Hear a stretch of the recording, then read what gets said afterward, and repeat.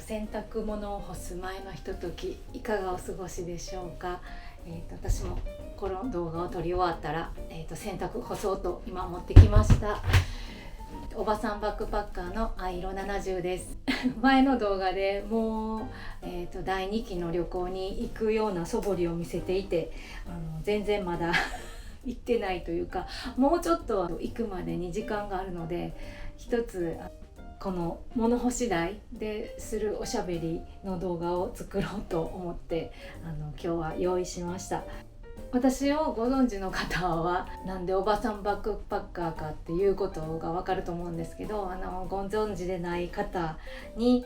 ちょっと自己紹介すると、今51歳なんですが、20代の頃からバックパッカーに憧れていて、でその夢を50代手前で実現して、で今現在世界一周に挑戦しています。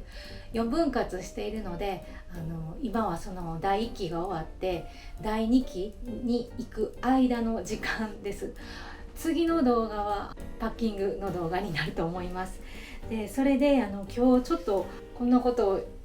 喋ったらどうかなって思ってることが、私は主婦で夫と子供2人と一緒に住んでいて、でもう1人子供がいるんですが、長女は大学に行くために一人暮らしをしてるんですね。そのバックパックで一人で海外に行ってるというと、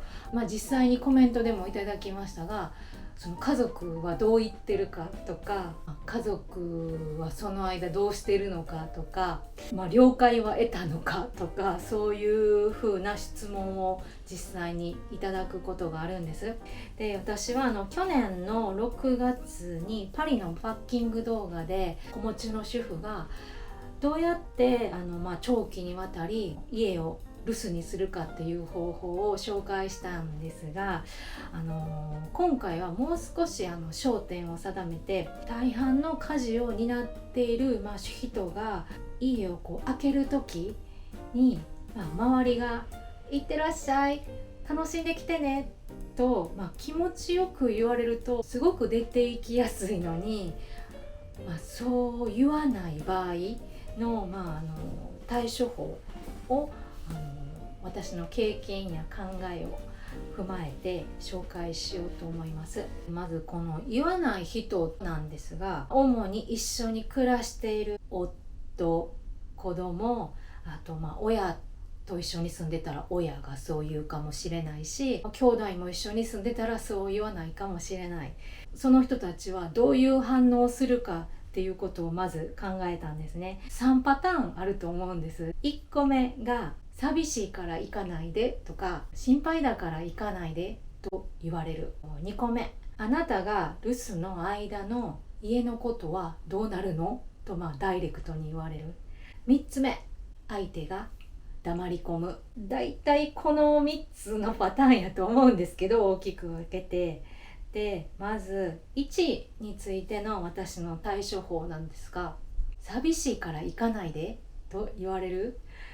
これはもう率直に言うとめっちゃ可愛いと思います。相手の方との関係がうまくいってるから、ダイレクトに自分の気持ちを伝えてくれてると思うんですね。私やったらもう寂しいし行かんといてなんて言われると、もう行かない選択をするかもしれないぐらいすごい可愛い言葉やと思うんですね。でも自分の行こうという気持ちが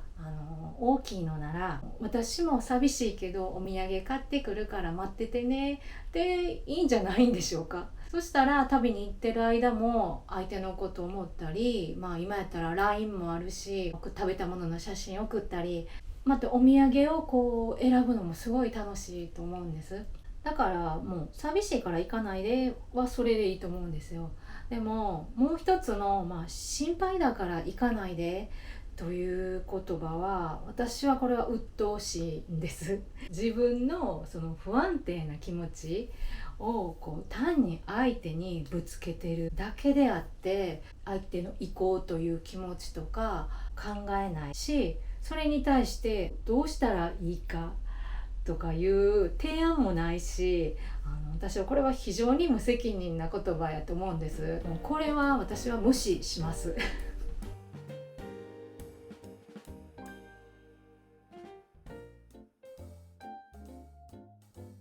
2個目ですね。で、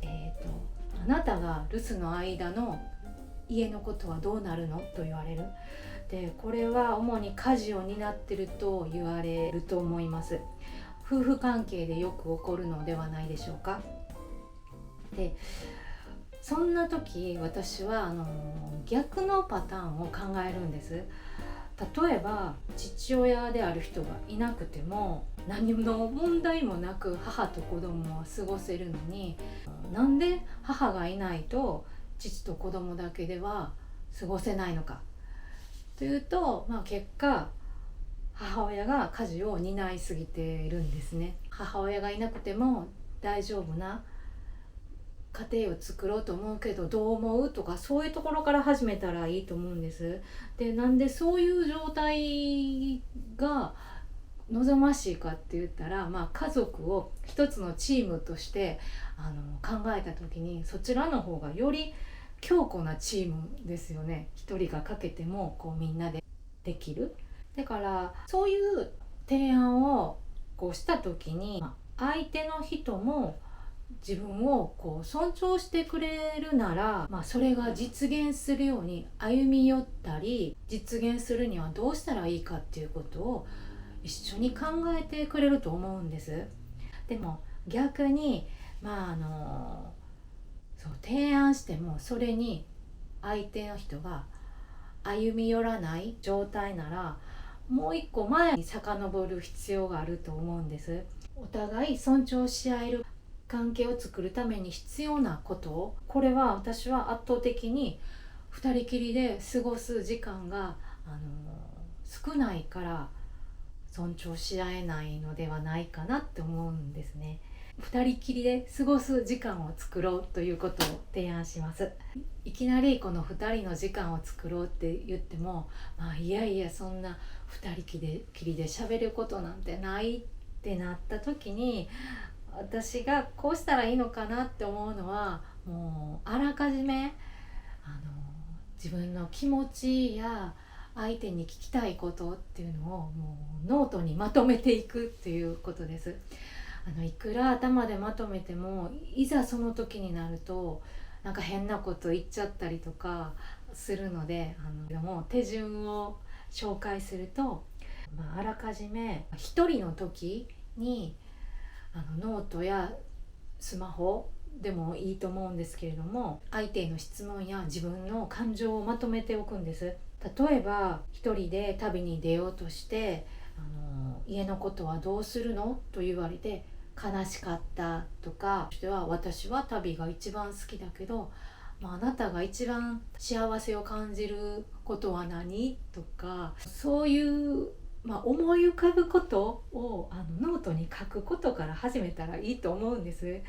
そしたらね、だんだん書いていくうちに不思議とまとまるんですね。これ書く瞑想とも言われていて、やり方っていうのはジャーナリングっていうのをググってみてください。第2段階として、そのノートを持って相手をカフェ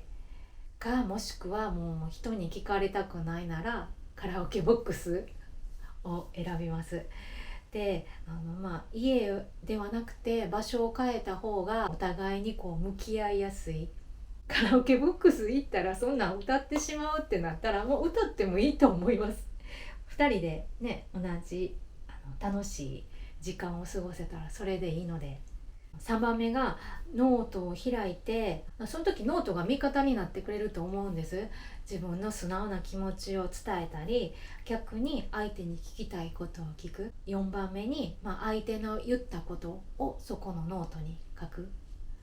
でこれノートに書くという行為は相手もいい加減なことを言えないなっていう環境を作ると思うし、あと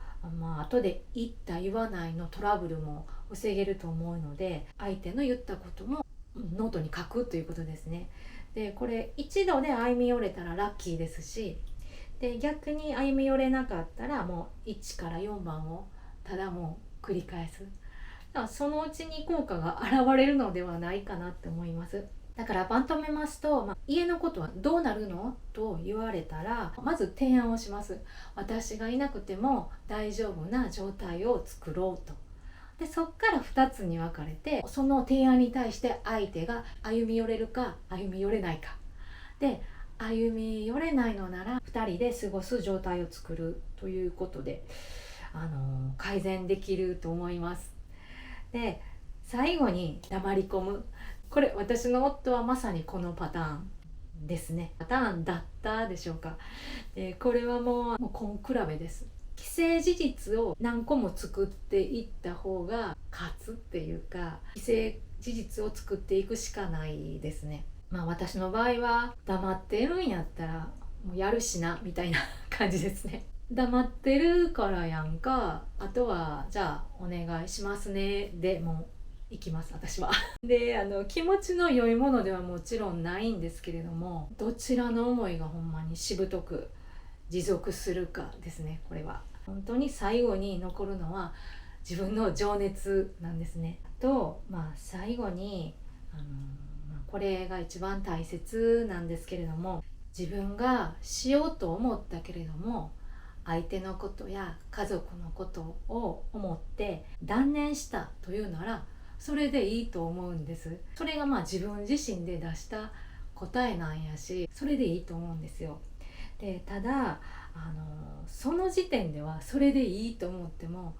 人間ってやっぱちょっと忘れちゃうんですね。その忘れちゃって代わりにまた行きたいな、やりたいなっていう気持ちが来て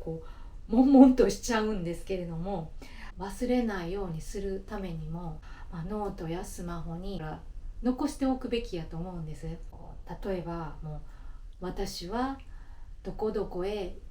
旅行に行きたかったけれども家族のためを思って断念したという事実をどっかに残しておくといいと思うんです。目につくとこに。